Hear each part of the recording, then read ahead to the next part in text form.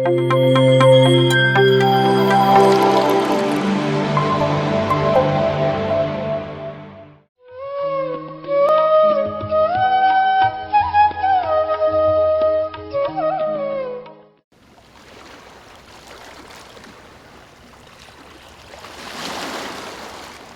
Friends, ಎಲ್ಲರಿಗೂ ನಮಸ್ಕಾರ. ಇವತ್ತು ನಾವು ಬಳ್ಳಾರಿಯಲ್ಲಿರುವಂತಹ ಅಮ್ಮಾಶಕ್ತಿ ಪಿರಮಿಡ್ ಧ್ಯಾನ ಕೇಂದ್ರದಲ್ಲಿದ್ದೀವಿ. ಇವತ್ತು ಒಂದು ವಿಶೇಷ ಅತಿಥಿಯೊಂದಿಗೆ ನಮ್ಮ ಸಂದರ್ಶನ ಇರುತ್ತೆ. ಇವತ್ತು ಧ್ಯಾನ ಅನ್ನುವುದು ಯಾವ ಥರ ಬದಲಾವಣೆಗಳನ್ನು ತರುತ್ತೆ ಒಂದು ಮನುಷ್ಯನ ಜೀವನದಲ್ಲಿ ಅಂತ ಹಲವಾರು ಒಂದು ಉದಾಹರಣೆಗಳು ನಮ್ಮ ಮುಂದೆ ಇದೆ. ಈಗ ಅಂತಹ ಒಂದು ಉದಾಹರಣೆಗಳಲ್ಲಿ ಮತ್ತೊಂದು ಉದಾಹರಣೆ ಇವಾಗ ನಮ್ಮ ಜೊತೆ ಇರುವಂತಹ ಒಂದು ವಿಶೇಷ ಅತಿಥಿ. ಅವರ ಹೆಸರು ಶ್ರೀಧರ್ ಗೌಡ ಅಂತೇಳಿ.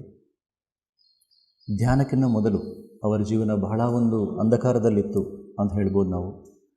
ಧ್ಯಾನದ ನಂತರ ಅವರ ಜೀವನ ಹೇಗೆ ಪರಿವರ್ತನೆ ಆಯಿತು, ಧ್ಯಾನ ಯಾವ ಥರ ಅವರನ್ನು ಚೇಂಜ್ ಮಾಡಿದೆ ಅಂತ ಒಂದು ಅವರ ಅನುಭವ ಮಾತಿನ ಮೂಲಕ ನಾವು ತಿಳ್ಕೊಳ್ಳೋಣ. ಬಹಳಷ್ಟು ಅವ್ರ ಬಗ್ಗೆ ಹೇಳ್ಬೋದು ನಾನು. ಅವ್ರ ಬಗ್ಗೆ ಹೇಳೋದಕ್ಕಿಂತ ಅವ್ರ ಮಾತಿನಲ್ಲೇ ತಿಳ್ಕೊಳ್ಳೋದು ತುಂಬ ಚೆನ್ನಾಗಿರುತ್ತೆ ಅಂತ ನನಗನ್ನಿಸುತ್ತೆ. ಹಾಗಾಗಿ ಅವರ ಒಂದು ಅನುಭವವನ್ನು ನಾವೆಲ್ಲರೂ ಕೇಳೋಣ ಈಗ. ನಮಸ್ಕಾರ ಸರ್.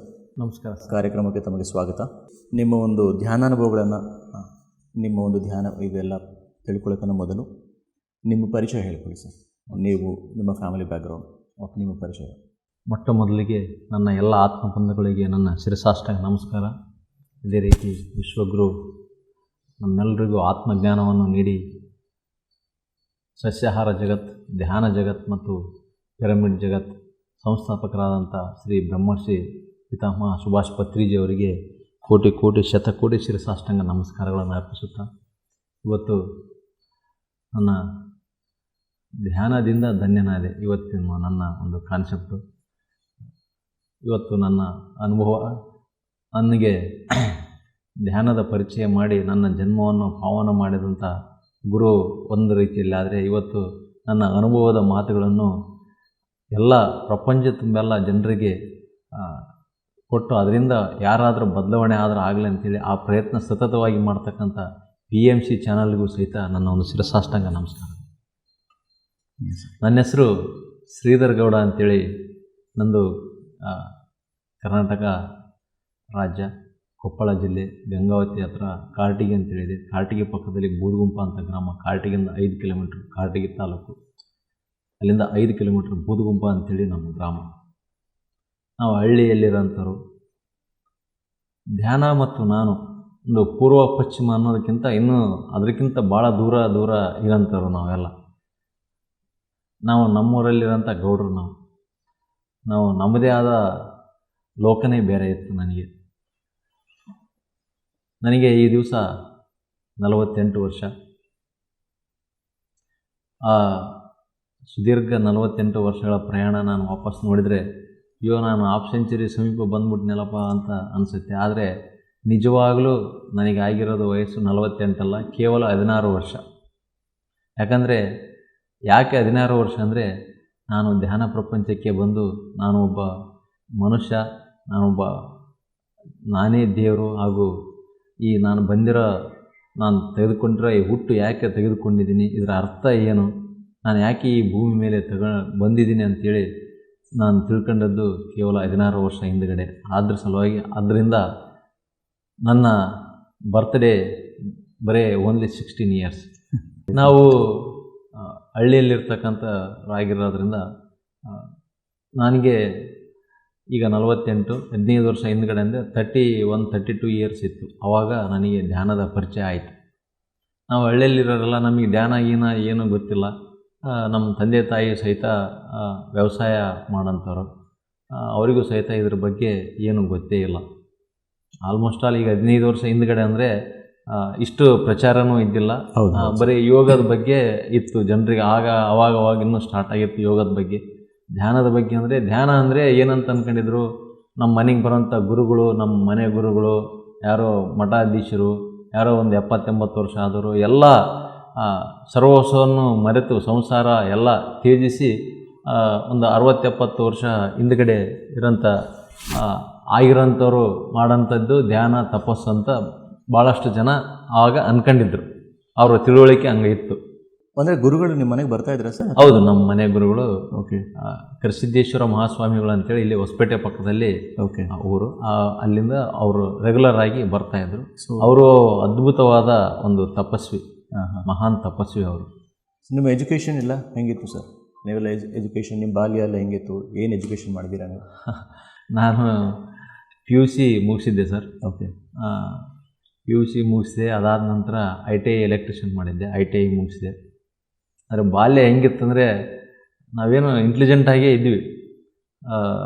ಬಟ್ ಏನಂದರೆ ನಮಗೆ ಒಳ್ಳೆಯ ಒಂದು ಸಂಸ್ಕಾರ ಇರಲಾರ್ದೆ ಈಗ ಇರೋಂಥ ವಿದ್ಯಾಭ್ಯಾಸದ ಕಡೆ ಗಮನ ಎಷ್ಟು ಈಗಿನ ಮಕ್ಕಳಿಗೆ ನಾವೆಲ್ಲ ಕೊಡ್ತೀವಿ ಆ ರೀತಿ ಅವಾಗ, ಯಾಕಂದರೆ ಅವಾಗ ಇರೋದೇ ಸಿಸ್ಟಮ್ ಹಂಗಿತ್ತು.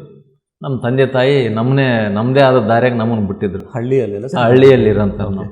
ಹೆಂಗಂದರೆ ನಾನು ಎಕ್ಸಾಮ್ ಬರೆದದ್ದು ಒಮ್ಮೆಲೆ ಬಹುಶಃ ನನಗೆ ನೆನಪಿದ್ದಂಗೆ SLC ಎಕ್ಸಾಮ್ ಬರೆದಿರೋದು ನಾನು. ಯಾಕಂದರೆ ಅದು ಬೋರ್ಡ್ ಎಕ್ಸಾಮ್ ಇರೋದ್ರಿಂದ ಉಳಿದ ಎಕ್ಸಾಮ್ ಎಲ್ಲ ನಮ್ಮ ಮಾಸ್ಟರ್ ಬರೀಬೇಕು ನಮಗೆ ಬರೋದು, ಮತ್ತೆ ಅವ್ರು ಫಸ್ಟ್ ಕ್ಲಾಸ ಮಾಡ್ಬೇಕು ನಮ್ಮನ್ನು. ಅಲ್ಲ, ನಿಮ್ಮ ಮಾಸ್ತರ್ಸ್ ಹತ್ರ ನೀವು ಎಕ್ಸಾಮ್ ಬರೆಸಿ ಮತ್ತೆ ಅವ್ರು ಫಸ್ಟ್ ಕ್ಲಾಸ್ ತೆಗಿಬೇಕು. ಫಸ್ಟ್ ಕ್ಲಾಸ್ ನಮ್ಮನೇ ಮಾಡ್ಬೇಕು, ಮತ್ತೆ ಬೇರೆಯವ್ರು ಯಾರನ್ನು ಫಸ್ಟ್ ಕ್ಲಾಸ್ ಮಾಡಂಗಿಲ್ಲ. ಬೇರೆಯವ್ರು ಫಸ್ಟ್ ಕ್ಲಾಸ್ ಮತ್ತೆ ಫಸ್ಟ್ ಕ್ಲಾಸ್ ನಾವೇ ಬರ್ಬೇಕು ಫಸ್ಟ್ ಕ್ಲಾಸ್. ಆವತ್ತಿನ ಆ ಒಂದು ದಿನಗಳಲ್ಲಿ ಸಹಿತ ಹೆಂಗಿತ್ತಂದರೆ ನಮ್ಮದೇ ಆದ ಗುಂಪು, ನಾವೇ ಒಂದು 10-15 ಜನ ಫ್ರೆಂಡ್ಸ್. ಅಂದರೆ ಟೀಚರ್ಸ್ನು ಅಷ್ಟೇ ನೀವು ಕಂಟ್ರೋಲ್ ಹೆಂಗೆ ಮಾಡ್ತಿದ್ರಿ ನೀವು? ಈಗ ಸಾಧಾರಣವಾಗಿ ಹೆಂಗಿರುತ್ತೆ ಸರ್, ಸ್ಕೂಲಲ್ಲಿ ಅವರು ಟೀಚರ್ ಪಾಠ ಮಾಡ್ತಾರೆ, ನಾವು ಓದ್ಕೊಂಡು ಬರೀಬೇಕು. ಹೌದು. ಈಗ ನಿಮ್ಮ ಕೇಸಲ್ಲಿ ನೋಡಿದ್ರೆ ನೀವೇ ಮಾಸ್ತರ್ ಹತ್ರ ಎಕ್ಸಾಮ್ ಬರೆಸಿ ನಿಮ್ಮನ್ನೇ ಫಸ್ಟ್ ಕ್ಲಾಸ್, ಅದು ನಿಮ್ಮನ್ನೇ ಫಸ್ಟ್ ಕ್ಲಾಸ್ ಬರೋ ಥರ ಅವ್ರು ಮಾಡಬೇಕು ಅಂದರೆ ಆ ಒಂದು ಕಮ್ಯುನಿಕೇಷನ್, ಅಷ್ಟು ಅಂಡರ್ಸ್ಟ್ಯಾಂಡಿಂಗ್ ಹೆಂಗಿತ್ತು ಅಂತ? ಹೆಂಗಿತ್ತಂದರೆ ಸರ್, ಈಗ ಹಳ್ಳಿಯಲ್ಲಿ ಅವಾಗೆಲ್ಲ ಈಗ ಬಹುಶಃ ಒಂದು 20-25 ವರ್ಷ ಹಿಂದ್ಗಡೆ ಅವಾಗೆಲ್ಲ ಟೀಚರ್ಸು ಹಳ್ಳಿಗಳಿಗೆ ಬರೋಕ್ಕೆ ಭಾಳ ಇದಿತ್ತು. ಹೊಸ್ದಾಗಿ ಫ್ರೆಶ್ ಅಪಾರ್ಟ್ಮೆಂಟ್ ಆಗಿರ್ತಿದ್ರು, ಅಂಥರಷ್ಟೇ ಬರ್ತಾಯಿದ್ರಲ್ಲ. ಅವ್ರು ಒಂದು ರೂಮ್ ಮಾಡ್ಕೊಂಡು ಅವ್ರು ಇರ್ತಿದ್ರು. ಬಂದಾಗ ಹೊಸ್ದಾಗಿ ಬಂದಾಗ ನಾವು ಅವ್ರ ರೂಮಿಗೆ ಹೋಗಿ ಅವರು ಕಸ ಬೆಳೆದು ಅವ್ರಿಗೆ ನೀರು ತಂದು ಕೊಟ್ಟು, ಅವಾಗೆಲ್ಲ ನಲ್ಲಿ ನಳ ಏನು ಇರ್ತಿದ್ದಿಲ್ಲ, ಬಾವಿಯಿಂದನೇ ನೀರು ತಂದು ಕೊಡೋದು. ಆಮೇಲೆ ಅವರಿಗೆ ಕಿರಾಣಿ ಕಾಯಿಪಲ್ಯ ಅದನ್ನೆಲ್ಲ ತಂದು ಕೊಡೋದು, ಹಂಗೆ ಸೇವೆ ಮಾಡಿ ಅವ್ರಿಗೆ ಸಮೀಪ ಆಗ್ತಿದ್ವಿ. ಅದಕ್ಕಿಂತ ವಿಶೇಷ ಏನಂದರೆ ಬೈ ಬರ್ತು ಒಂದು 15 ಜನ ನಮ್ಮ ಟೀಮು, ಒಂದು 10-15 ಜನ ನಾವು ನಮ್ಮ ಒಂದು 25 ಜನ ಇದೀವಿ ಸರ್. ಅದರಲ್ಲಿ ನಮ್ಮ ಕ್ಲಾಸ್ಮೇಟ್ಸೇ ನಮ್ಮ ಕ್ಲಾಸ್ನಲ್ಲಿರೋ ಒಂದು 8 ಜನ, ಫಸ್ಟ್ ಸ್ಟ್ಯಾಂಡರ್ಡಿಂದ SLC ವರೆಗೂ ಎಲ್ಲರೂ ಇದ್ವಿ. ಎಲ್ಲರೂ ಹೆಂಗಿದ್ವಿ ಅಂದರೆ ಎಲ್ಲ ಕ್ರಿಮಿನಲ್ ನನ್ನ ಮಕ್ಕಳಿದ್ದೀವಿ ಎಲ್ಲರೂ. ಓಕೆ, ಒಂದು ಗ್ರೂಪ್ ಇದೆ. ಗ್ರೂಪ್ ಇವತ್ತಿಗಾದರೂ ಸಹಿತ ಅದೇ ಗ್ರೂಪ್ ಹಂಗೆ ಇದೆ. ನಮ್ಗಿಂತ ಒಂದು ವರ್ಷ ದೊಡ್ಡವರು, ಆಮೇಲೆ ಒಂದು ವರ್ಷ ಕೆಳಗಿರೋರು. ಓಕೆ, 3 ಕ್ಲಾಸ್ ಕೂಡಿದ್ರೆ ಒಂದು 50 ಜನ ಆಗ್ತಿದ್ವಿ. ಇವತ್ತಿಗೂ ಸಹಿತ ಆ ಟೀಮ್ ಎಲ್ಲ ಹಂಗೆ ಇದೆ ಸರ್. ಸರ್ ಅವ್ರಿಗೆಲ್ಲ ಹೋಗಿ ಮೊದಲು ಆಪ್ತರ ಆಗಿಬಿಡ್ತಿದ್ವಿ, ಅವರಿಗೆಲ್ಲ ತಂದು ಕೊಡ್ತಿದ್ರು. ಹಿಂಗಾಗಿ ನಾವು ಕ್ಲೋಸ್ ಆಗತ್ತಡ ಸರ್ ಇದು ಮಾಡ್ತಿದ್ರು, ನಮ್ಮನ್ನೆಲ್ಲ ಚೆನ್ನಾಗಿ ನೋಡ್ಕೊಂತಿದ್ರು. ಬಟ್ ಸ್ಕೂಲ್ಗೆ ಹೋಗ್ತಾ ಇದ್ರ ರೆಗ್ಯುಲರ್ ಹೋಗ್ತಾರೆ ಸರ್. ಏನಂದರೆ ವಿಶೇಷವಾಗಿ ಸ್ಕೂಲಿಗೆ ನಮಗೆ ಇಂಪಾರ್ಟೆಂಟ್ ಏನಂದರೆ ಸ್ಪೋರ್ಟ್ಸ್ ಮ್ಯಾನ್ಗಳು ನಾವೆಲ್ಲ. ನಾನು ವಾಲಿಬಾಲ್ ಪ್ಲೇಯರ್, ನಾನು ಸ್ಟೇಟ್ ಲೆವೆಲ್ ವಾಲಿಬಾಲ್ ಪ್ಲೇಯರ್ ನಾನು ಸರ್. ಕಾಂಪಿಟೇಷನ್ ಮಾಡಿ ಬಂದಿದ್ದೆ. ನಿಮ್ಗೆ ಓದೋದು ಇಂಟ್ರೆಸ್ಟ್ ಇತ್ತು? ಓದೋದು ಇಂಟ್ರೆಸ್ಟ್ ಇತ್ತು ಸರ್. ಓಕೆ, ಕಡಿಮೆ ಸ್ವಲ್ಪ ಇಂಟೆಲಿಜೆಂಟ್ ಹೆಂಗಿದ್ವಿ ಅಂದರೆ ಬುಕ್ ನೋಡಿದರೆ ಆಟೋಮೆಟಿಕ್ ಆಗಿ ಗ್ರಾಸ್ಪಿಂಗ್ ಇತ್ತು. ಹೌದು, ಗ್ರಾಸ್ಪಿಂಗ್, ಮೆಮೊರಿ ಎಲ್ಲ ಇದೆ. ಅದಕ್ಕೆ ವಿಶೇಷ ಏನಂದರೆ ಸ್ಪೋರ್ಟ್ಸ್ನಲ್ಲಿ ಏನು ಭಾಗವಹಿಸ್ತಿದ್ವಿ, ಪ್ರತಿ ದಿವಸ ಮಿನಿಮಮ್ 4-5 ತಾಸು ಬರೀ ಆಟ ಆಡೋದೇ ನಮ್ಮ ಕೆಲಸ. ವಾಲಿಬಾಲ್ ಅಂದರೆ ಪಂಚಪ್ರಾಣ ನಮಗೆ. ಹಿಂಗಾಗಿ ಪ್ರತಿ ದಿವಸ ಸ್ಕೂಲಿಗೆ ಹೋಗಿ ಅಂದರೆ ಒಂದು ಪೀರಿಯಡ್ 2 ಪೀರಿಯಡ್ ಕುಂದಿರ್ತಿದ್ವಿ. ಒಂದು ಜೋಕ್ ಏನಂದರೆ ಆರ್ಟ್ಸ್ ಅಂತೇಳಿ ಇದು ಒಂದು ಅವಾಗೇ ಬಂತು ಸರ್, ನಾವು ಇದ್ದಾಗ ಬಂತು. ಡ್ರಾಯಿಂಗ್ ಸರ್, ಡ್ರಾಯಿಂಗ್ ಟೀಚರ್ ಈಗ ಪ್ರತಿ ಇರ್ತಾರಲ್ಲ, ಡ್ರಾಯಿಂಗ್ ಟೀಚರ್ ಫಸ್ಟ್ ಬಂದಿದ್ದು ಅವಾಗ ನಮಗೆ. ಡ್ರಾಯಿಂಗ್ ಬಿಡಿಸ್ಬೇಕು. ನಾವು ಡ್ರಾಯಿಂಗ್ ಹಿಂಗೆ ಎಲ್ಲಿ ಬಿಡಿಸೋಣ, ನಾವು ಓದಿದರೆ ಸಾಕಾಗೈತೆ, ಬುಕ್ಕಿಂದ ಓದಿದರೆ ಸಾಕಾಗೈತೆ ಅಂತ ನಾವು ಅವ್ರು ಡ್ರಾಯಿಂಗ್ ಸರ್ ಬಂದು ಹೇಳ್ತಿದ್ರು. ನಾವು ಒಂದು ಕ್ಲಾಸ್ 2 ತಾಸು ಆಗತ್ತಡ ನಾವು ವಾಲಿಬಾಲ್ ಆಡೋಕೆ ಹೋಗ್ಬೇಕು ಅಷ್ಟೇ. ಕ್ರಿಕೆಟ್ ಆಡ್ಬೇಕು, ವಾಲಿಬಾಲ್ ಆಡ್ಬೇಕು. ಅಲ್ಲಿಗೆ 2 ತಾಸು ಕೂಡ ತಟ್ಟಿಗೆ ಸಾಕಾಗ್ತದೆ. ಸರ್ ಅದನ್ನೇನು ಹೇಳ್ತಾರೆ ಬಿಡು ಸರ್ ಅಂತ. ಇಲ್ಲ ಕೇಳ್ಬೇಕು ಹಂಗೆ ಹಿಂಗೆ ಅಂತ. ಅದು ಏನಂದರೆ ಎನ್ಯುವಲ್ ಎಕ್ಸಾಮಿಗೆ ಇರ್ತಿದ್ದಿಲ್ಲ ಅವಾಗ. 1 ವರ್ಷನ 2 ವರ್ಷ ಸುಮ್ಮನೆ ಡ್ರಾಯಿಂಗ್ ಟೀಚರ್ ಇದ್ರು. ಅದು ಎನ್ಯುವಲ್ ಎಕ್ಸಾಮಿಗೆ ಇಲ್ಲ ಅಂತ ನಮಗೆ ಗೊತ್ತಾಗ್ಬಿಡ್ತದೆ. ಡ್ರಾಯಿಂಗ್ ಇಲ್ಲ, ಬರೀ ಇದೇ ಸೈನ್ಸು ಮ್ಯಾಥ್ಸು ಇದೇ ಇರೋದು.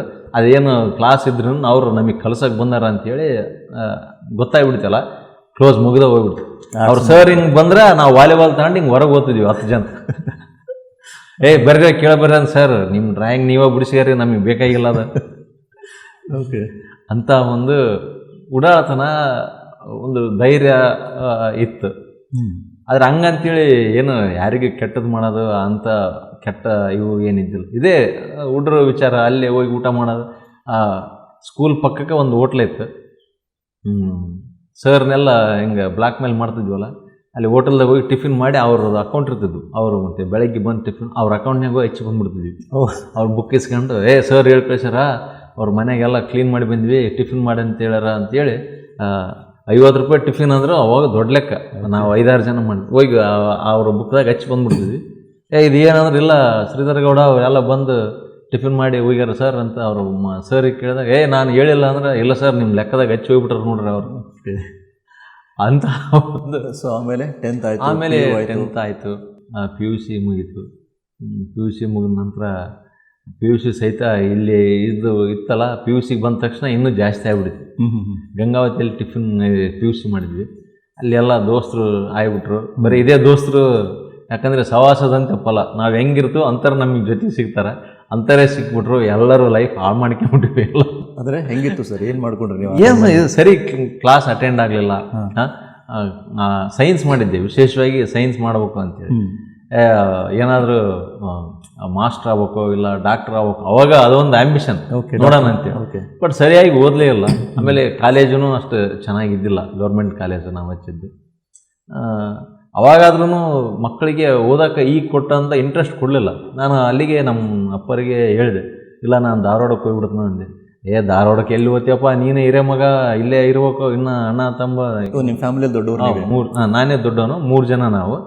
ನೀನೇ ದೊಡ್ಡದ, ನೀನು ಹೋದ್ರೆ ಹೆಂಗ, ಇಲ್ಲೇ ಗಂಗಾವತಿ ಹಚ್ಚು ಸಾಕು, ಏನು ನೌಕರಿ ಮಾಡ್ತೀವಿ, ಏನು ಇಲ್ಲೇ ಹೊಲ ಮನೆ ನೋಡ್ಕೊಂಡು ಹೋದ್ರೆ ಸಾಕು, ಯಾಕೆ ತಲೆ ಕೆಡಿಸ್ಕೊಂತಿ, ಓದಂದ ಓದ್ ನೀನು ಅಂತೇಳಿ ಇದು ಮಾಡಿದ್ರು. ನಮಗೆ ಅಷ್ಟೇ ಬೇಕಾಗಿತ್ತು.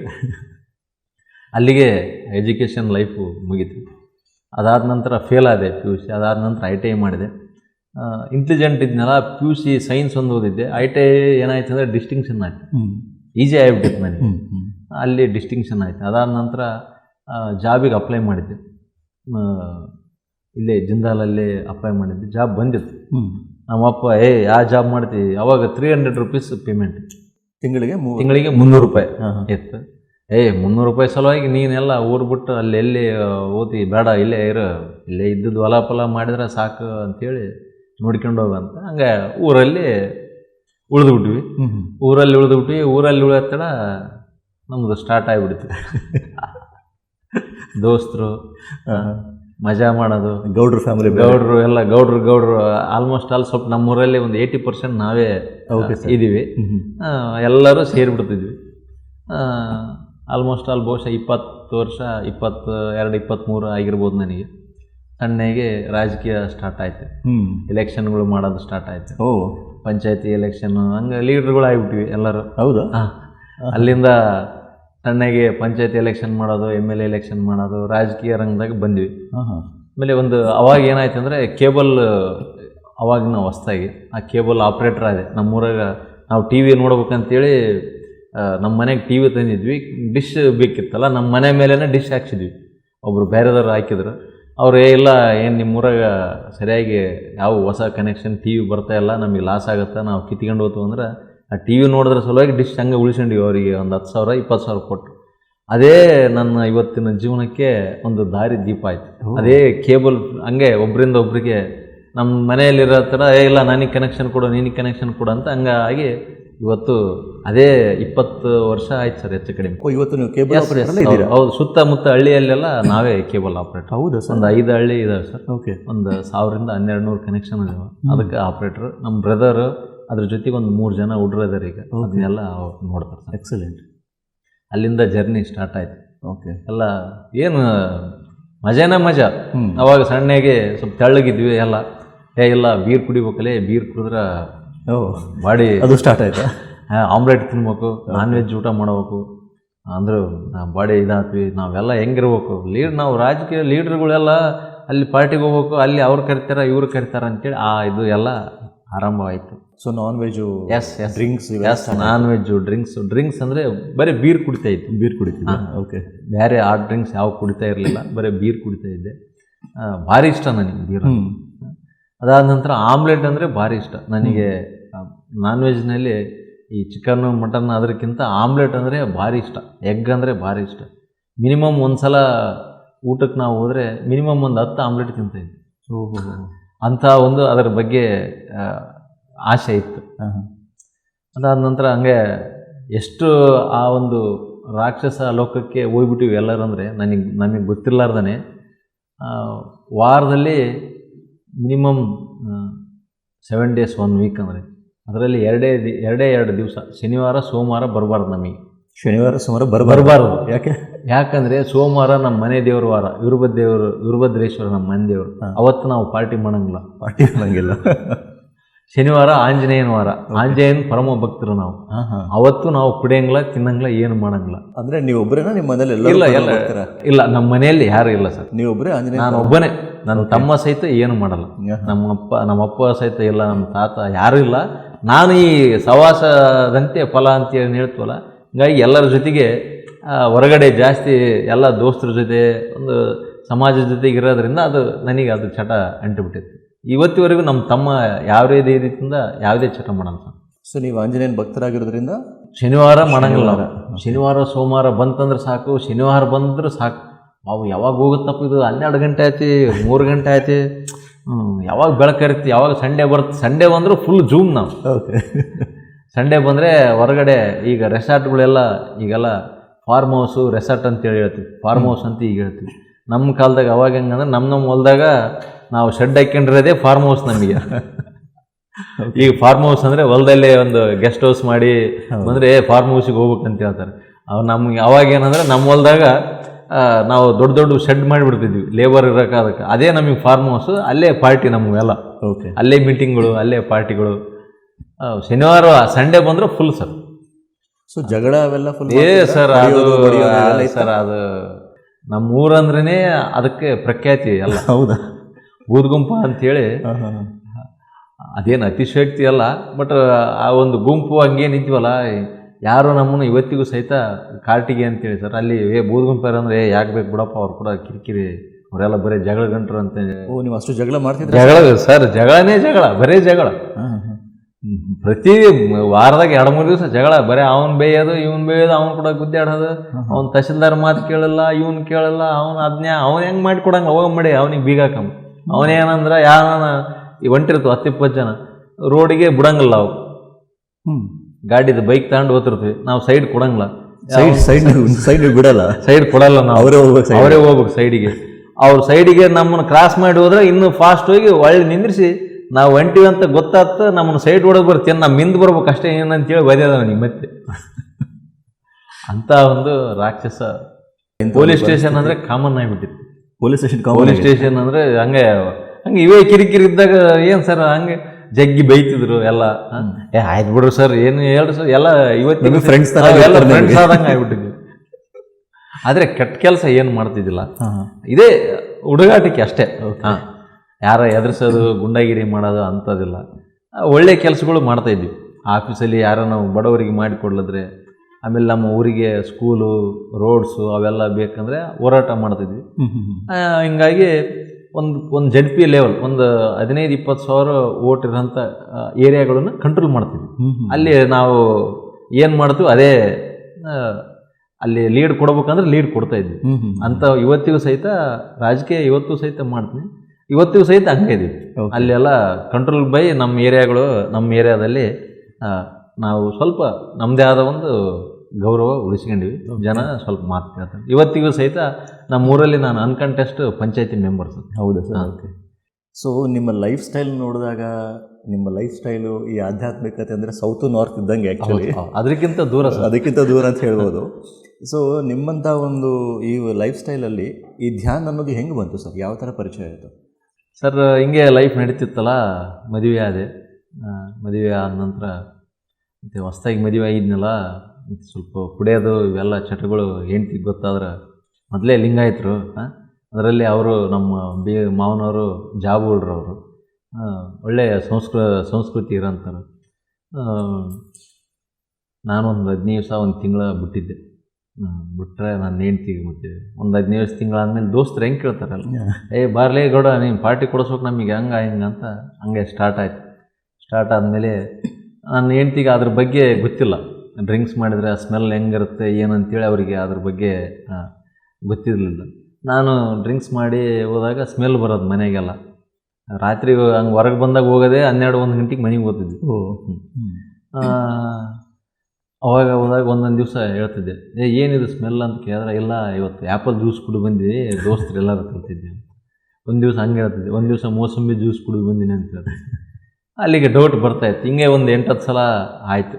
ಆಗತ್ತಡ ಒಂದು ದಿವಸ ಮತ್ತೆ ಬಂದು ಸ್ವಲ್ಪ ಅವತ್ತು ಜಾಸ್ತಿ ಆಗಿತ್ತಲ್ಲ, ಪಾರ್ಟಿ ಜೋರಾಗಿತ್ತು, ಜಾಸ್ತಿ ಆಗಿತ್ತು. ಅವಾಗ ಏನಿದು ಸ್ಮೆಲ್ ಭಾಳ ಬರ್ತಲ್ಲ ಅಂತ.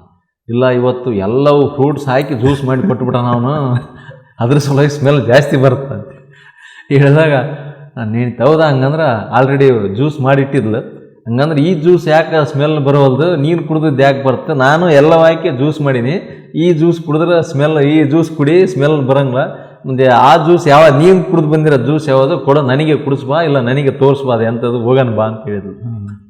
ಆಲ್ರೆಡಿ ಡೌಟ್ ಬಂದಿತ್ತಲ್ಲ, ಇಲ್ಲ ನಾವಂತರೂ ಇರೋದು ಹಿಂಗೆ, ನೀನೆಲ್ಲ ಕುಡಿತಿ, ಎಲ್ಲ ಭಾಳ ಕೆಟ್ಟದಿ ನೀನು ಅಂತೇಳಿ ನಾನು ಹೆಂಡ್ತಿ ಅವತ್ತು ಗಲಾಟೆ ಮಾಡಿದ್ಲು.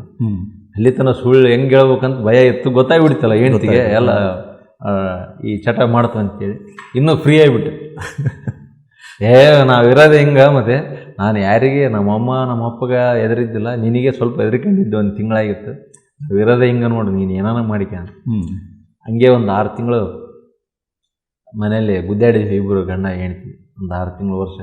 ಲಾಸ್ಟಿಗೆ ನಾನು ಹೆಂಡ್ತಿ ಅದನ್ನ, ಹೆಣ್ಣು ಅಂದ್ರೇ ಅದ್ಭುತ, ಹೆಣ್ಣು ಸ್ತ್ರೀ ಅಂದ್ರೇ ಅದ್ಭುತವಾದ ಶಕ್ತಿ.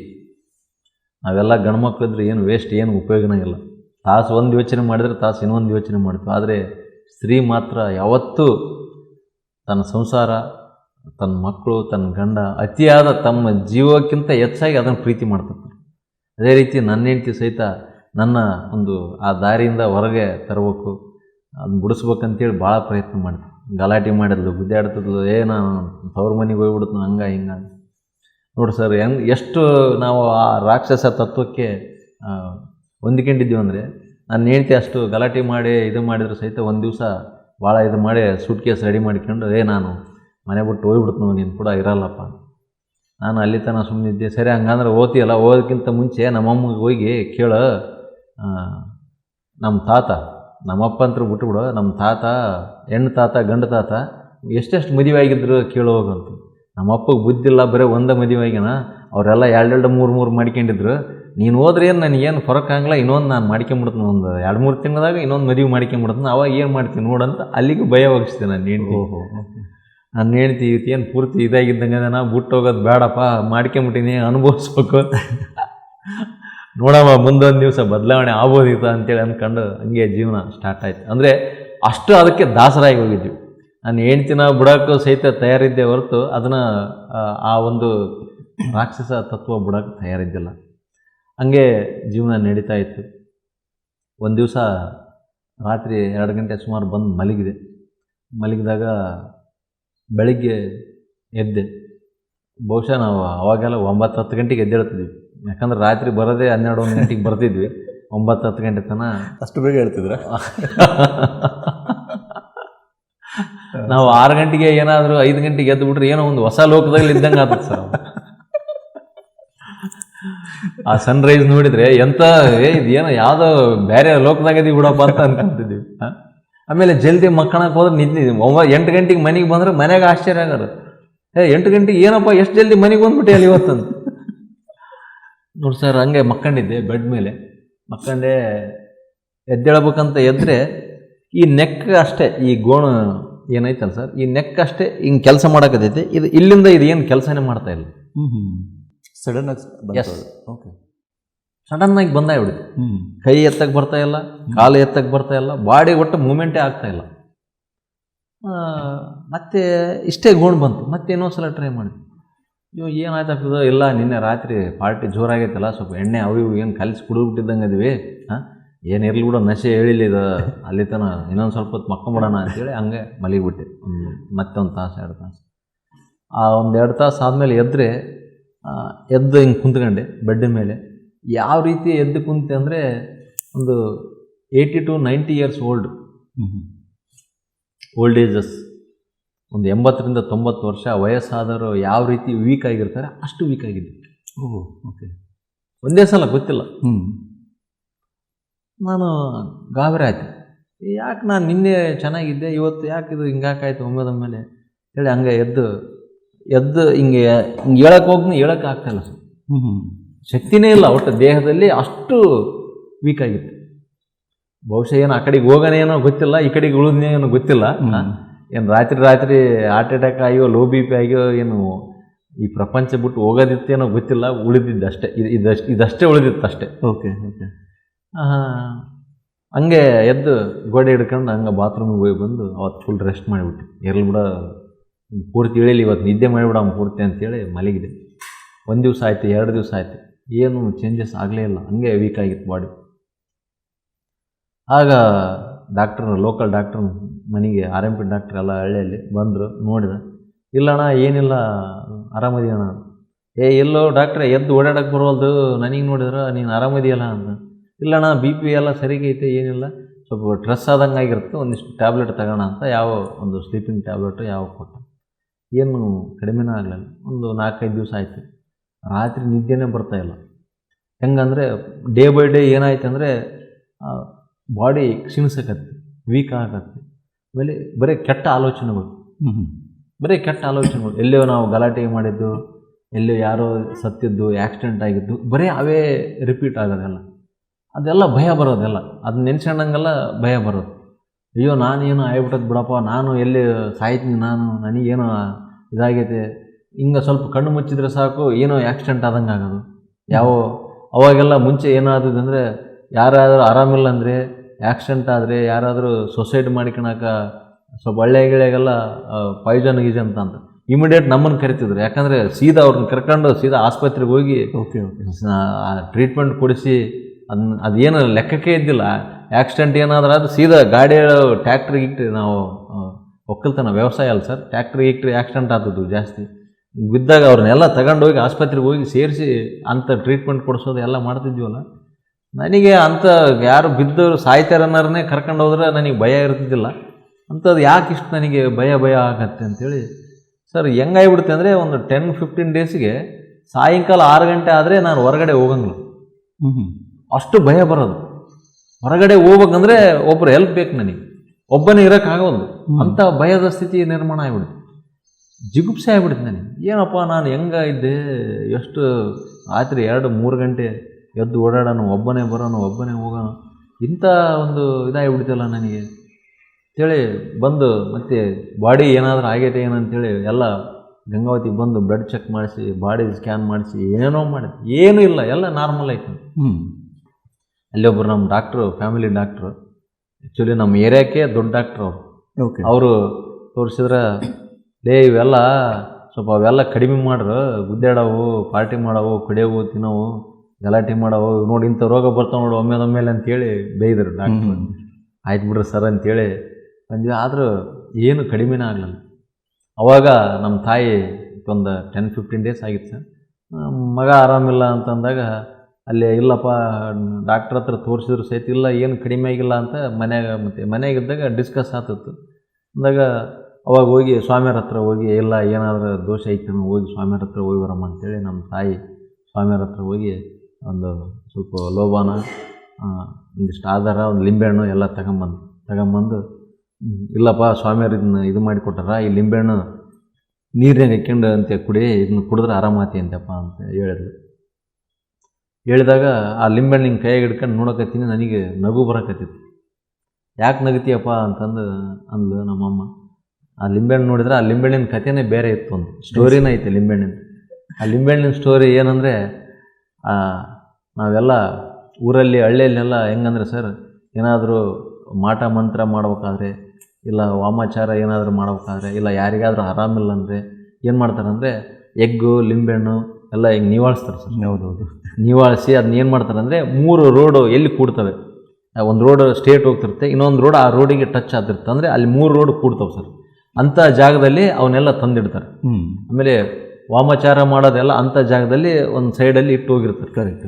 ಒಂದು ಪ್ಲೇಟಲ್ಲಿ ಇಲ್ಲ ಒಂದು ಬಾಳೆ ಎಲೆ ಅಂತಲ್ಲೆಲ್ಲ ಎಗ್ಗು, ಲಿಂಬೆಹಣ್ಣು, ಉಳ್ಳಾಗಡ್ಡೆ ಆಮೇಲೆ ಒಂದಿಷ್ಟು ದಕ್ಷಿಣ, ಹೌದು. ಒಂದಿಷ್ಟು ಕುಬ್ಸದ ಕಣ, ಇಂಥವೆಲ್ಲ ಅವೆಲ್ಲ ಇಟ್ಟು ಹೋಗಿರ್ತವೆ. ಅವು ವಿಶೇಷವಾಗಿ ಹಳ್ಳಿಯಾಗ ಜಾಸ್ತಿ. ಹೌದು ಸರ್. ನಾವು ಸಾಯಂಕಾಲ ಜಾಸ್ತಿ ಸರ್, ಹಗಲೆಲ್ಲ ಬೆಳಗ್ಗೆ ಯಾರು ಮಾಡಲ್ಲ. ಸೂರ್ಯ ಮುಳುಗುವಾಗ ಅವನ್ನೆಲ್ಲ ಮಾಡ್ತಾರೆ. ಕರೆಕ್ಟ್. ಮಾಡಿ ರೋಡಿಗೆ ಇಡ್ತಿದ್ರು. ನಾವು ಮತ್ತು ಸಾಯಂಕಾಲ 6-7 ಗಂಟೆಗೆಲ್ಲ ನಾವು ಊರಾಗ್ಲಿಂದ ಹೊರಗೆ ಪಾರ್ಟಿಗೆ ಹೋಗೋರಲ್ಲ, ಆ ರೋಡಿಗೆ ಏನೇನು ಎಗ್ಗು ಲಿಂಬೆಹಣ್ಣು ಅವೆಲ್ಲ ಸಿಗ್ತಿದ್ದು ಅವನ್ನೆಲ್ಲ ತಗೊಂಡೋಗಿ ಸ್ನ್ಯಾಕ್ಸ್ ಮಾಡ್ಕೊಂಡು ತಿಂತಿದ್ವಿ. ಸ್ನ್ಯಾಕ್ಸ್ ಮಾಡ್ಕೊಂಡು ತಿಂತಿದ್ದೀರಾ ಸರ್ ಅವನ್ನ?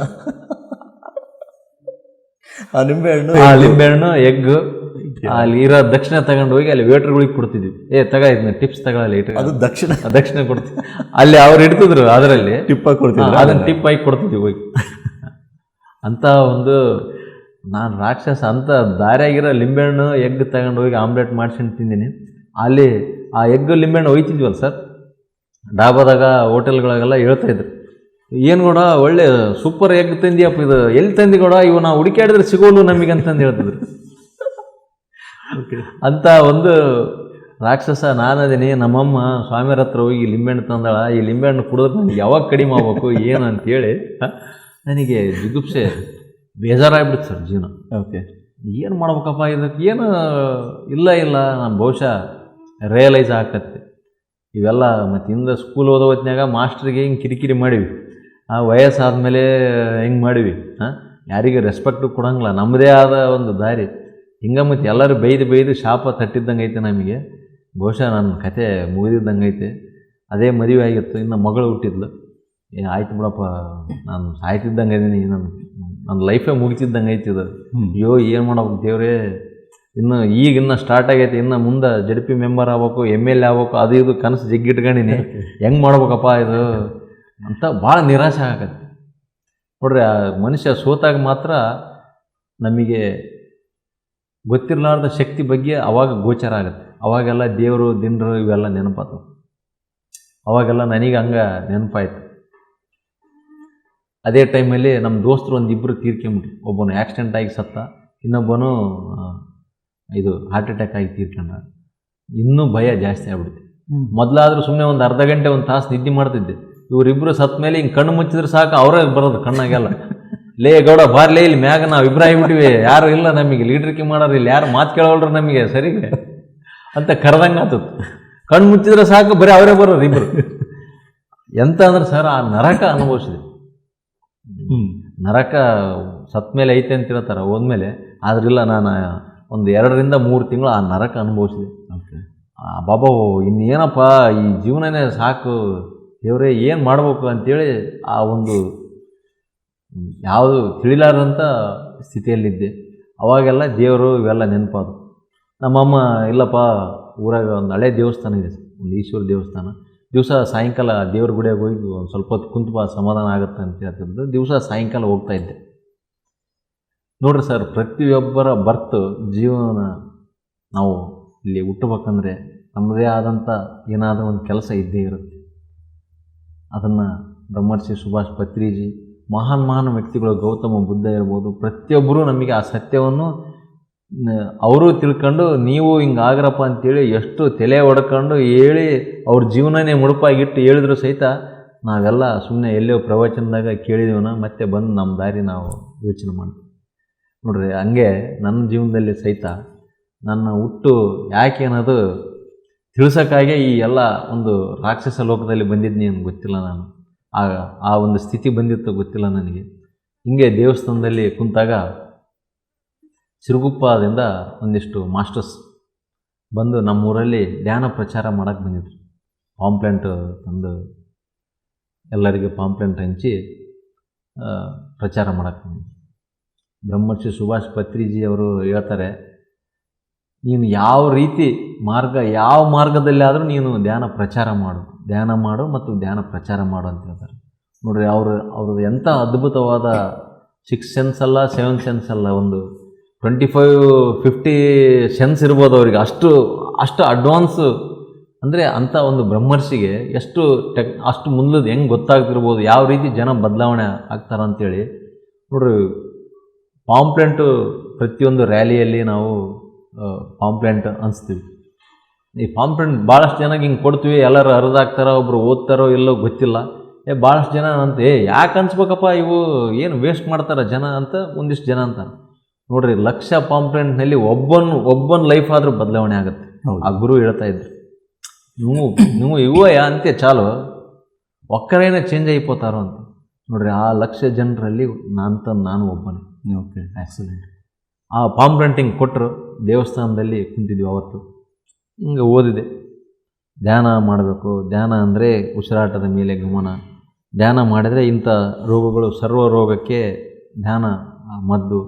ಏನೇ ರೋಗ ಇದ್ದರೂ ಕಡಿಮೆ ಆಗುತ್ತೆ, ಎಲ್ಲ ವಾಸಿ ಆಗುತ್ತೆ ಧ್ಯಾನ ಮಾಡಿದ್ರೆ. ನನಗೆ ಅದನ್ನೆಲ್ಲ ನೋಡಿ ನಗು ಬಂತು. ಏನಪ್ಪ ಕಣ್ಣು ಮುಚ್ಕೊಂಡು ಕುಂತ್ರೆ ಕಮ್ಮಿ ಆಗ್ತಂತಾರೆ, ಇವ್ರಿಗೇನು ತಲೆಗಿಲಿ ಕೆಟ್ಟತೆ ಏನೋ, ಯಾವ ಊರಿಂದ ಬಂದರೆ ಇವರು? ಇಷ್ಟೆಲ್ಲ ಟೆಕ್ನಾಲಜಿ ಫಾಸ್ಟ್ ಐತೆ, ಇಷ್ಟು ಪ್ರಪಂಚ ಮುಂದೈತೆ, ಇಷ್ಟು ಆರ್ಟ್ ತೆಗೆದು ಆರ್ಟ್ ಇಡ್ತಾರೆ, ಆಪ್ರೇಷನ್ ಮಾಡ್ತಾರೆ, ಆದರೂ ಜನ ಉಳಿಯೋಳ್ರು.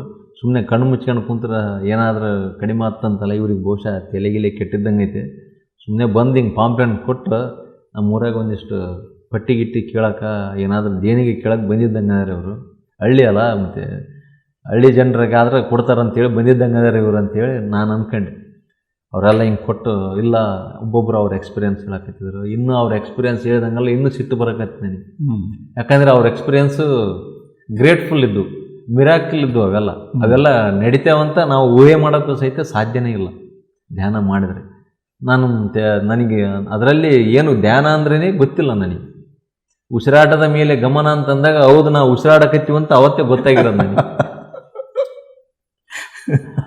ಅಂಥ ಒಂದು ಮೌಢ್ಯದಲ್ಲಿ, ಅಂಥ ಒಂದು ರಾಕ್ಷಸ ತತ್ವದಲ್ಲಿ ಇದ್ದಂತಾರೆ ನಾವು. ನನಗೆ ಸಿಟ್ಟು ಬರಕತ್ತೆ. ಅವ್ರದೆಲ್ಲ ಒಬ್ಬೊಬ್ಬರೇ ಬಂದು ಧ್ಯಾನ ಮಾಡಿದರೆ ಹಿಂಗಾಗುತ್ತೆ, ನಾನು ಇಷ್ಟು ಆರಾಮಾಗಿನಿ, ಹಂಗಾಗಿನಿ, ನನ್ನ ಮೊಣಕಾಲು ಬ್ಯಾನೆ ಇದ್ದು ಕಡಿಮೆ ಆಗೈತಿ, ಹಿಂಗ ಅಂತೇಳಿ. ಅದರಲ್ಲಿ ವಿಶೇಷವಾಗಿ ನನಗೆ ಭಯಂಕರ ಸಿಟ್ಟು ಬಂದಿದ್ದು ಒಬ್ಬರು ಅಜ್ಜಿ ಬಂದು ಧ್ಯಾನ ಮಾಡಿದೆ. ನಾನೆಲ್ಲ ಬೆಡ್ ರಿಟರ್, ನಾನು ಹಾಸಿಗೆ ಮೇಲೆ ಮಲಗಿದ್ದೆ, ನಾನು ಸಾಯ್ತೀನಿ ಅಂತೇಳಿ ನನ್ನ ಮಕ್ಕಳು ಸೊಸೆ ಯಾರು ನೋಡ್ತಿದ್ದಿಲ್ಲ ನನ್ನ.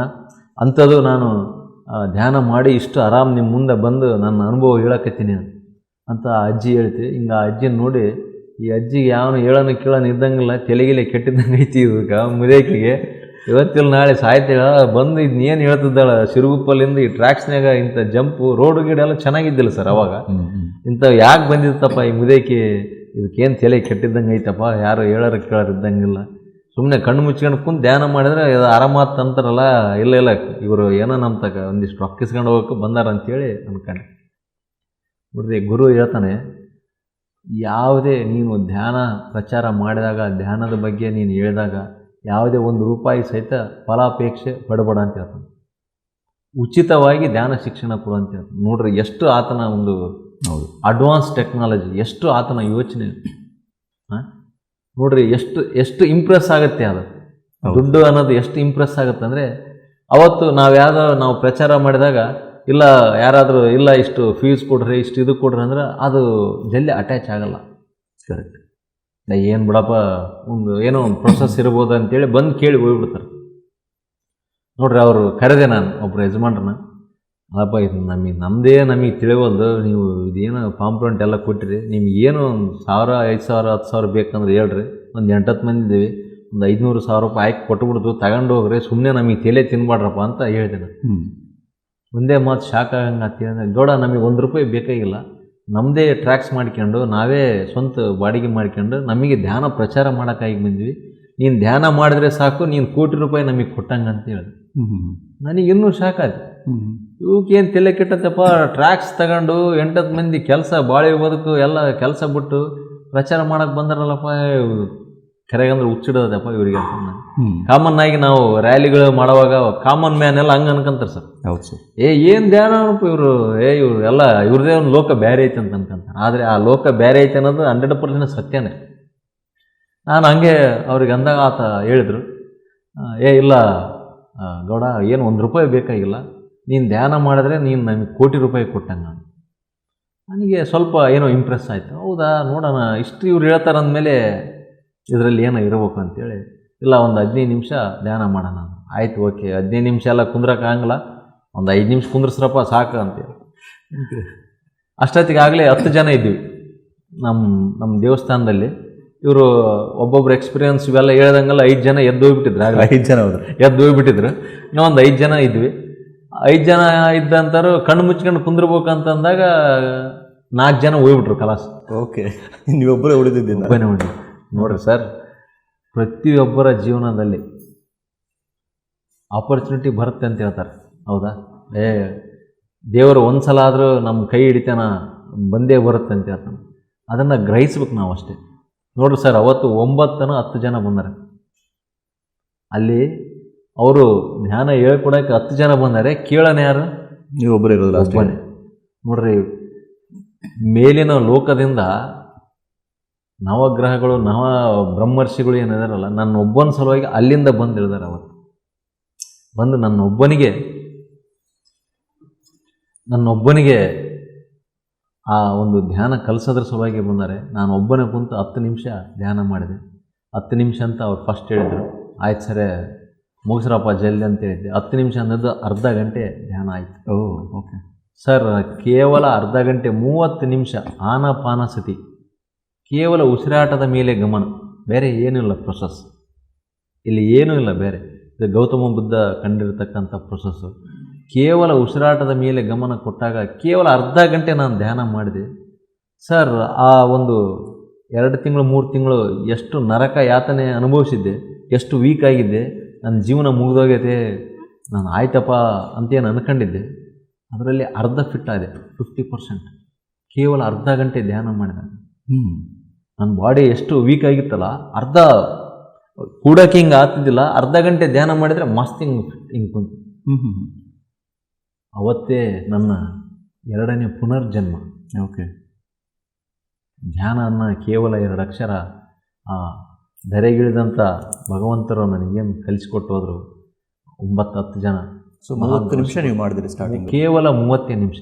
ಓಕೆ, ಆ 30 ನಿಮಿಷ ಪ್ರೊಸೆಸ್ಸಲ್ಲಿ ನನ್ನ ಮರು ಜನ್ಮನೇ ಆರಂಭವಾಯಿತು. ಸೊ ಅಷ್ಟು ಧೈರ್ಯನೂ ನಿಮಗೆ ಬಂತ ಸರ್? ಕೇವಲ ಅರ್ಧ ಗಂಟೆ, 50%, 100% ಅಲ್ಲ, 50%. ಓಕೆ, ನಾನು ಎಷ್ಟು ವೀಕ್ ಆಗಿದ್ದೆ ಅದರಲ್ಲಿ 50%.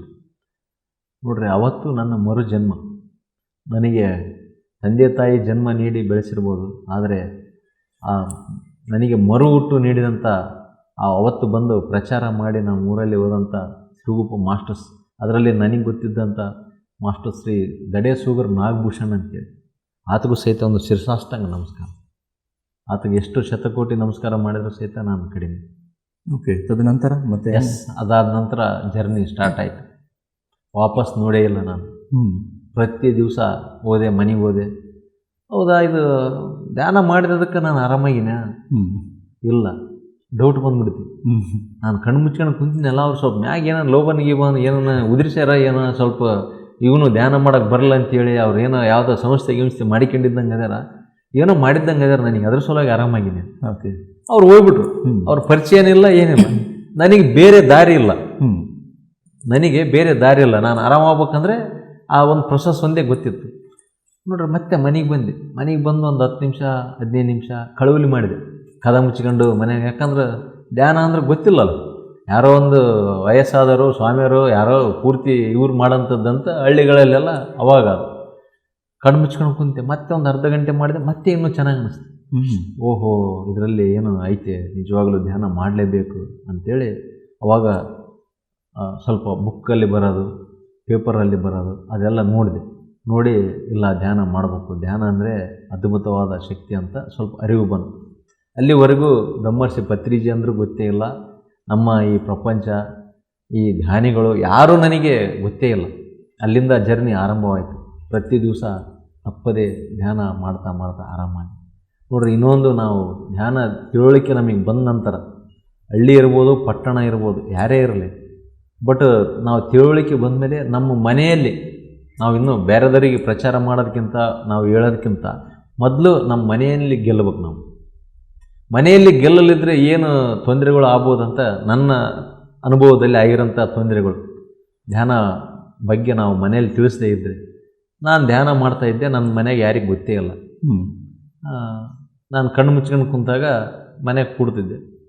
ಮನೆಗಿರೋದೇ ಕಡಿಮೆ, ವಿಶೇಷವಾಗಿ ಮುಂಜಾನೆ ಒಂದು 2 ರೊಟ್ಟಿ 3 ರೊಟ್ಟಿ 4 ರೊಟ್ಟಿ ತಿಂದು ವಾಪಸ್ ಬಿಟ್ಟರು ರಾತ್ರಿ ಬರೋದೇ 11 ಗಂಟೆಗೆ ಬರ್ತಿದ್ವಿ.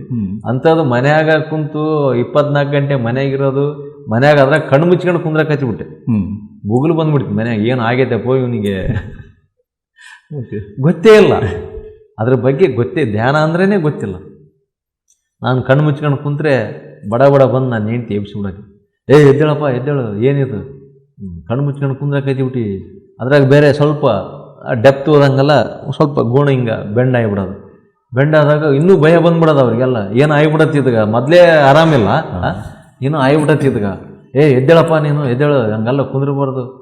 ಇಲ್ಲ ನಾನು ಧ್ಯಾನ ಮಾಡಕತ್ತೀನಿ, ಸ್ವಲ್ಪ ಆರಾಮಾಗತ್ತೀನಿ, ಏನು ಡಿಸ್ಟರ್ಬ್ ಮಾಡಬೇಡ ಅಂದ್ರೆ ಆಕೆಗೆ ಏನು ಆಗ್ಬಿಡತ್ತಿದ್ಗಂತ ಅವರು ಮೆಂಟಲಿ ಏನು ಆಗ್ಬಿಟ್ಟ ನೀತ.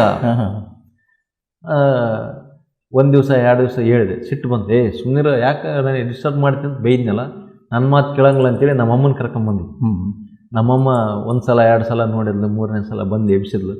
ಎಬ್ಸಿ, ಏನಪ್ಪ ಗೌಡ ರಾಜ ಇದ್ದಂಗಿದ್ದಿ, ನೀನು ಅಂದರೆ ಕಿಂಗ್ ಇದ್ದಂಗಿದ್ದಿ, ನೀನು ಹೋದ್ರೆ 20 ಹುಡ್ರು ನೀನು ನಿಂದಿರೋರು, ಏನಪ್ಪ ಅಲಾದಿ ಮನೆಗೆ ಕಣ್ಣು ಮುಚ್ಕೊಂಡು ಕುಂದ್ರಕೈತಿಬಿಟ್ಟು, ಇದು ಏನಪ್ಪ ಇವು ಧ್ಯಾನ ಗೀನ ಮಾಡೋದು ನಮ್ಮಂತರಿಗೆ ಅಲ್ಲಪ್ಪ, ಯಾರೋ ಸ್ವಾಮಿಯವರು ಅಂತಾರೆ ಮಾಡೋದು. ಇಲ್ಲಪ್ಪ ಹೊರಗೆ ಹೋಗು, ನಿನಗೇನು ರೊಕ್ಕ ಬೇಕಾ, ಏನು ಬೇಕಾ, ನಿಮ್ಮಪ್ಪಗೆ ಹೇಳಿ ಇನ್ನೊಂದು ಹೊಸ ಗಾಡಿ ಬೇಕಾದ್ರೆ ಕೊಡಿಸ್ತೀನಿ, ತಗೊಂಡು ಹೊರಗೆ ಅಡ್ಡಾಡಪ್ಪ ನೀನು. ಅಮ್ಮ ಬೇಡಮ್ಮ, ಹೊರಗೆ ಹೋದ್ರೆ ಎಲ್ಲ ರಾಕ್ಷಸ ಆತು, ನಾನು ಮನೆಗಿದ್ದು ಧ್ಯಾನ ಮಾಡೋಕೆ ಆರಾಮಾಗತ್ತೀನಿ, ಹೊರಗೆ ಹೋಗಲ್ಲಮ್ಮ, ಬೇಡ ಧ್ಯಾನ ಮಾಡ್ತೀನಿ ಅಂತ ಹೇಳಿದ್ರೆ ಅವ್ರು ಕೇಳ್ತಾ ಇಲ್ಲ ಅವ್ರಿಗೆ. ಯಾಕಂದರೆ ಅದರದ ಒಂದು ಪರಿಚಯ ಏನೂ ಇಲ್ಲ, ಅವ್ರಿಗೆ ಗೊತ್ತೇ ಇಲ್ಲ ಅದ್ರ ಬಗ್ಗೆ. ಒಂದು ದಿವಸ ಕುಂದಿರಿಸಿ ಎಲ್ಲ ತಿಳುವಳಿಕೆ ಹೇಳಿದೆ, ಆ ಪಾಂಪ್ಲೆಂಟ್ ತೋರಿಸಿದೆ. ಇಲ್ಲ ಧ್ಯಾನ ಮಾಡಿದರೆ ಇಷ್ಟೆಲ್ಲ ಆರಾಮಾಗುತ್ತಾ, ಪ್ಲೀಸ್ ದಯವಿಟ್ಟು ನನಗೆ ಡಿಸ್ಟರ್ಬ್ ಮಾಡಬೇಡ್ರಿ, ನಾನು ಆರಾಮಾಗತ್ತೀನಿ, ನಾನು ಆರಾಮಾಗೋದು ಬೇಕಾ, ನಾನು ಹೊರಗೆ ಓಡಾಡೋದು ಬೇಕಾ ನಿಮಗೆ ಅಂದೆ. ಇಲ್ಲ ನೀನು ಏನಾನ ಮಾಡಪ್ಪ, ನೀನು ಆರಾಮಾಗ, ಆದ್ರೆ ಆ ಗೋಣಿಗಿಣಿ ಹಿಂಗೆ ಬಗ್ತೈತಿಲ್ಲಪ್ಪ, ಹಂಗೆ ಜಾಸ್ತಿ ಹೊತ್ತು ಮಾಡಬೇಡಪ್ಪ, ಒಂದು 5 ನಿಮಿಷ ಮಾಡಿ ಸಾಕಂತ ನಮ್ಮಮ್ಮ ಹೇಳೋಕ್ಕೆ. ಆಯ್ತು ಬಿಡಮ್ಮ ಅಂತೇಳಿ ಜರ್ನಿ ಸ್ಟಾರ್ಟ್ ಆಯಿತು. ಸರ್, ಅನ್ಬಿಲೀವಬಲ್, ನಂಬಕ್ಕೆ ಸಾಧ್ಯನೇ ಇಲ್ಲ, ಅಷ್ಟು ನನ್ನಲ್ಲಿ ಬದಲಾವಣೆಗಳು. ಪ್ರತಿ ದಿವಸ ಅರ್ಧ ಗಂಟೆ, 1 ತಾಸು, 2 ತಾಸು, 3 ತಾಸು, 4 ತಾಸು, 6 ತಾಸು, 8 ತಾಸು, 10 ತಾಸು, 12 ತಾಸು, 12 ತಾಸು, 18 ತಾಸು, 24 ತಾಸು, 28 ತಾಸು ಜರ್ನಿ ಆರಂಭವಾಯಿತು ಸರ್. ಕೇವಲ ಪ್ರತಿ ದಿವಸ ಅರ್ಧ ಗಂಟೆಯಿಂದ 1 ಗಂಟೆ ಆನಾಪಾನಸತಿ, ನನ್ನ ಗುರು ತಿಳಿಸಿದಂಗೆ ಕೇವಲ ಉಸಿರಾಟದ ಮೇಲೆ ಗಮನ ಕೊಟ್ಟರೆ ಆ ಪ್ರೊಸೆಸ್ಸಿಂದ ನನ್ನ ಅದ್ಭುತವಾದ ದೇಹ ಮತ್ತೆ ರೆಡಿ ಆಯಿತು, ಮತ್ತೆ ಫಿಟ್ ಆದೆ, ಮೊದಲಕ್ಕಿಂತನೂ ಫುಲ್ ಆ್ಯಕ್ಟಿವ್ ಆದೆ. ಓಕೆ, ನನಗೆ ಗೊತ್ತಿದ್ದು ಯಾವ ರೀತಿ ಆ್ಯಕ್ಟಿವ್ ಆಯ್ತು ಧ್ಯಾನ ಮಾಡಿದ್ರೆ ಅಂದರೆ, ಪ್ರೊಸೆಸ್ಸು ಎಲ್ಲರಿಗೆ ಗೊತ್ತಿದ್ದಂಗೆ ಸುಮ್ಮನೆ ನಾವು ಕಣ್ಣು ಮುಚ್ಕೊಂಡು ಕುಂತರೆ ಕೇವಲ ಉಸಿರಾಟದ ಮೇಲೆ ಗಮನ ಕೊಟ್ಟಾಗ ನಮ್ಮ ಈ ಮೆದುಳು ಎಲ್ಲ ರೆಸ್ಟ್ ಲೆವೆಲಿಗೆ ಹೋಗಿ ಹೊರಗಡೆ ಇರ್ತಕ್ಕಂಥ ವಿಶ್ವಶಕ್ತಿ, ನಮ್ಮ ಈ ಬ್ರಹ್ಮರಂಧ್ರ ಅಂದರೆ ಸುಳಿ ಅಂತ ಹೇಳ್ತು ಪ್ರತಿಯೊಬ್ಬರಿಗೆ, ಆ ಬ್ರಹ್ಮರಂಧ್ರದಿಂದ ಹೊರಗಡೆ ಇರ್ತಕ್ಕಂಥ ವಿಶ್ವಶಕ್ತಿ ನಮ್ಮ ದೇಹಕ್ಕೆಲ್ಲ ಬಂದು ಮೊದಲು ನಮ್ಮ ದೇಹಕ್ಕೆಲ್ಲ ಫಿಟ್ ಆಗಿ ಶುದ್ಧೀಕರಣ ಆಗುತ್ತೆ. ಆಗ ನಮ್ಮ ದೇಹದಲ್ಲಿರ್ತಕ್ಕಂಥ ಎಲ್ಲ ರೋಗ ರುಜಿಗಳು ಆಟೋಮೆಟಿಕ್ಕಾಗಿ ಕಡಿಮೆ ಆಗ್ತವೆ. This is science. ಸೊ ಈ ಒಂದು ನಿಮ್ಮ ಕಂಪ್ಲೀಟ್ ಸರ್ ದೇಹ ಎಲ್ಲ ರೆಡಿಯಾಗಿ ಫಿಸಿಕಲಿ ಮೆಂಟಲಿ ಫಿಟ್ ಆಗೋಕ್ಕೆ ಎಷ್ಟು ದಿನ ಟೈಮ್ ತಗೊಂಡು? 2 to 3 months. 2 to 3 months. So ಅವಾಗ ನಿಮ್ಮ ಫ್ಯಾಮಿಲಿಯಲ್ಲಿ ಒಂದು ನಂಬಿಕೆ ಬಂತ, ಎಸ್ ಧ್ಯಾನದಿಂದ ಒಂದು ಕರೆಕ್ಟ್ ಒಳ್ಳೇದಾಗುತ್ತೆ ಅನ್ನೋ ನಂಬಿಕೆ ಎಲ್ಲರಿಗೂ ಬಂತ? ಹೌದು, ಬಂತು. ಓಕೆ, ಅಲ್ಲಿಂದ ಸ್ಟಾರ್ಟ್ ಆಯ್ತು ಸರ್ ಜರ್ನಿ. ಆಮೇಲೆ ನಿಮ್ಮದು ಫ್ರೆಂಡ್ ಸರ್ಕಲ್ ಅದೆಲ್ಲ ಅವರು ಹೆಂಗೆ ಇದಾಯಿದ್ರು? ಎಸ್ ನೋಡಿ ಸರ್, ಸ್ಟಾರ್ಟ್ ಆಯಿತು. ನನ್ನ ಪ್ರಕಾರ, ನನ್ನ ಜೀವನದಲ್ಲಿ ನಾನು ಅನುಭವಿಸಿದ ಪ್ರಕಾರ, ನಾವು ಏನು ಮಾಡೋದು ಬೇಕಾಗಿಲ್ಲ, ಕೇವಲ ಧ್ಯಾನ ಮಾಡಿದರೆ ಸಾಕು. ಈ ಭೂಮಿ ಮೇಲೆ ಯಾಕೆ ಬಂದೀನಿ ಗೊತ್ತಾಗುತ್ತೆ ಒಂದು, ಅದು ದೆನ್ ಅದರ್ವೈಸ್. ಬಟ್ ಈಗ ಸದ್ಯ ನಾನು ಏನು ಆಗಬೇಕು, ನಾನು ಯಾವ ರೀತಿ ಇರಬೇಕು, ನಾನು ಏನು ಊಟ ಮಾಡಬೇಕು, ನಾನು ಏನು ಚಟ ಮಾಡಬೇಕು, ನನ್ನ ಜೊತೆಗೆ ಯಾರು ಹೆಂಗಿರಬೇಕು, ಯಾರು ಏನಾಗಬೇಕು, ಎಲ್ಲರ ಜೊತೆಗೆ ಯಾರು ಹೆಂಗೆ ಬದಲಾವಣೆ ಆಗ್ತಾರೆ, ಕೇವಲ ಸುಮ್ಮನೆ ಧ್ಯಾನ ಮಾಡಿದರೆ ಸಾಕು. ಆ ಒಂದು ಅನುಭವವನ್ನು ನಾನು ಪಡೆದಿದ್ದೀನಿ. ರಿಯಲ್ ನನ್ನ ಲೈಫಲ್ಲಿ ಧ್ಯಾನ ಮಾಡಿದರೆ ಈ ಪ್ರಪಂಚವನ್ನೇ ಯಾವ ರೀತಿ ಬದಲಾವಣೆ ಮಾಡ್ಬೋದಂತ ನಾನು ತಿಳ್ಕೊಂಡೆ. ನೋಡಿರಿ, ಒಂದೊಂದೇ ನಿಮಗೆ ಆ ಉದಾಹರಣೆಗಳನ್ನು ನಾನು ಕೊಟ್ಕೊಂತ ಹೋಗ್ತೀನಿ. ನಾನು ಧ್ಯಾನ ಸ್ಟಾರ್ಟ್ ಮಾಡೋ ತಡ ನನ್ನ ದೇಹ ಶುದ್ಧೀಕರಣ ಆಯಿತು. ನಾನು ಯಾವುದೇ ಚಟಗಳು ಬಿಡಲೇ ಇಲ್ಲ. ನಾನೇನು ಈ ಪಾರ್ಟಿ ಮಾಡೋದು ಬಿಡ್ಬೇಕು, ಕುಡಿಯೋದು ತಿನ್ನೋದು ಬಿಡ್ಬೇಕು ಅಂತ ನನಗೆ ಯಾರು ಅವರೂ ಹೇಳಿಲ್ಲ, ಅವರು ಧ್ಯಾನ ಮಾಡೋದಷ್ಟೇ ಹೇಳ್ಕೊಟ್ಟು ಹೋದ್ರು. ಓಕೆ. ಧ್ಯಾನ ಮಾಡ್ತಾ ಇದ್ದೆ, ಆರಾಮಾದ್ನಲ್ಲ. ಮತ್ತೆ ಆರಾಮಾಗತ್ತಲ್ಲ ಮತ್ತೆ ನನ್ನ ಗೌಡಿಕೆ ಸ್ಟಾರ್ಟ್ ಆಯ್ತು. ನನ್ನ ಗೌಡಿಕೆ ಸ್ಟಾರ್ಟ್ ಆಯ್ತು, ಪಾರ್ಟಿ ಗೀಟಿ ಎಲ್ಲ Yes, ಮತ್ತೆ ಪಾರ್ಟಿ ಗೀಟಿ ಮತ್ತೆ ಹಂಗೆ ಮಾಡಿದ್ರೆ ಸೀದಾ ವಾಪಸ್ ದೇಹ ಹಂಗೆ ಆದದ್ದು. ಓ, ಮತ್ತೆ ದೇಹನೂ ಹಂಗೆ Yes. ಆಯಿತು. Okay okay. ಹಾಂ. ಒಂದು ಸಲ ಆಯಿತು, 2 ಸಲ ಆಯಿತು. ಅಷ್ಟೊತ್ತಿಗಾಗಲೇ ಒಂದು 3 ತಿಂಗಳು ಆಗಿತ್ತಲ್ಲ, ಆಟೋಮೆಟಿಕ್ ಆಗಿ ನನ್ನಲ್ಲಿ ಬದಲಾವಣೆಗಳೇ ಬಂದಿದ್ದು. ನನಗೆ ಗೊತ್ತಿರಲಾರ್ದೇ ಆ ಒಂದು ಶಕ್ತಿ ನನ್ನ ದೇಹವನ್ನು ತನ್ನ ಕಂಟ್ರೋಲಿಗೆ ತಗೊಳಕತ್ತಿತ್ತು. ನನ್ನ ಬದಲಾವಣೆ ಚೇಂಜ್ ಮಾಡ್ತಾರೆ. ರಾಕ್ಷಸನಿಂದ ಮಾನವನ ಕಡೆಗೆ ಕರ್ಕೊಂಡು ಹೊಂಟಿತ್ತು. ಓಕೆ. ದಿಸ್ ಈಸ್ ಆಸ್ಟ್ರೇಲಿಯಾ ನಡೆಯೋಂಥ ಕೆಲಸ, ಗೊತ್ತಿದ್ದು ನಿಮಗೆಲ್ಲ ಗೊತ್ತಿದ್ದಂಗೆ. ನೋಡ್ರಿ, ನಾನು ಆ ದುಶ್ಚಟ ಮಾಡಿ ಬಂದರೆ ಮತ್ತೆ ನನ್ನ ದೇಹ ಬೀಳೋದು. ಅರೆ ರೇ ರೇ ರೇ ಇದು ಬಹುಶಃ ನನ್ನ ಇದಕ್ಕೆ ಇದ್ದಂಗಿಲ್ಲ ಇದು ಅಂತೇಳಿ ಅವೇರ್ನೆಸ್ ಬರೋದು. ಓಕೆ. ಆದರೂ ಬಿಡಲೇ ಅಲ್ಲ, ಯಾಕಂದರೆ ಅದು ರಾಕ್ಷಸ ಲೋಕಲ್ಲ, ಅಷ್ಟು ಜಲ್ದಿ ಅದರಿಂದ ಹೊರಗೆ ಬರೋಕ್ಕೆ ಭಾಳ ಕಷ್ಟ. ಹಂಗೆ ಒಂದು 2 ತಿಂಗಳು 3 ತಿಂಗಳು ಆದಾಗ ಪ್ರತಿ ದಿವಸ ಧ್ಯಾನ ಮಾಡ್ತಾ ನಾನು ಏನು ಮಾಡೋದು ಬಿಡ್ತಿದ್ದೆ ಹೊರತು ಧ್ಯಾನ ಮಾಡೋದು ಮಾತ್ರ ಬಿಡ್ತಾಯಿದ್ದೆ. ಯಾಕಂದರೆ ಅದೇ ನನಗೆ ಪುನರ್ಜನ್ಮ ಕೊಟ್ಟಿರೋದು. ಅದರಿಂದನೇ ನಾನು ಆರಾಮಾಗಿದ್ರ ಸಲುವಾಗಿ ಪ್ರತಿ ದಿವಸ ಅದು ಜರ್ನಿ ಹೆಂಗಾಯ್ತು ಅಂದರೆ, ಅರ್ಧ ಗಂಟೆ 1 ಗಂಟೆ ಇದ್ದದ್ದು 2 ರಿಂದ 3 ತಾಸಿಗೆ ಹೋದಾಗ ಆಟೋಮೆಟಿಕ್ಕಾಗಿ ಚೇಂಜಸ್, ಬದಲಾವಣೆ ಹೆಂಗಾಯ್ತು ಅಂದರೆ, ಎಲ್ಲ ಹೋಗೋಣ ಬಾ ಅಂತ ಕರೆದ್ರೆ ಅಲ್ಲಿ ಹೋಗಿ ಟೇಬಲಿಗೆ ಕುಂತ್ರೆ ವಾಂತಿ ಬರ್ತೈತೆ ನನಗೆ. ಓಹೋ. ಊಟ ಮಾಡೋದಲ್ಲ, ಅದನ್ನು ನೋಡಿದರೆ ವಾಂತಿ ಬರ್ತಾಯಿತ್ತು. ಸಹಜವಾಗಿ ಆಗ್ತಾ ಇದೆ. ಎಸ್. ಓಕೆ. ಸಹಜವಾಗಿ ಅಲ್ಲಿ ಹೋಗಿ ಕುಂತೀನಂದರೆ ತಲೆನೋವು ಬಂದ್ಬಿಡೋದು. ಅಂದರೆ ಆ ಜಾಗಕ್ಕೆ ಹೋಗೋಕೆ ಆಗ್ತಾಯಿಲ್ಲ. Okay okay. Sir, till today, ಇವತ್ತು ಈ 16 ವರ್ಷ ಧ್ಯಾನ ಜೊತೆಗೆ ಇದ್ದಾಗ ಆ ಒಂದು ರಾಕ್ಷಸ ಲೋಕಕ್ಕೆ ಸಂಬಂಧಪಟ್ಟಂತೆ ಬದಲಾವಣೆ ಏನಾಗಿರ್ಬೋದು ಊಹಿಸ್ರಿ ಸರ್. ನೀವು ಹೇಳ್ರಿ ಸರ್. ಒಂದು ಚೇಂಜಸ್, ನಾನಂತರೂ ಚೇಂಜ್ ಆದೆ. ಅದರಿಂದ ಇನ್ನೂ ಹೆಚ್ಚಿಗೆ ಏನು ನೀವು ಊಹಿಸ್ತೀರಿ?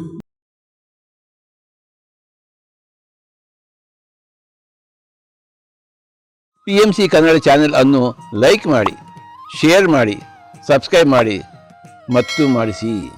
ಎಲ್ಲರಿಗೂ ಧನ್ಯವಾದಗಳು.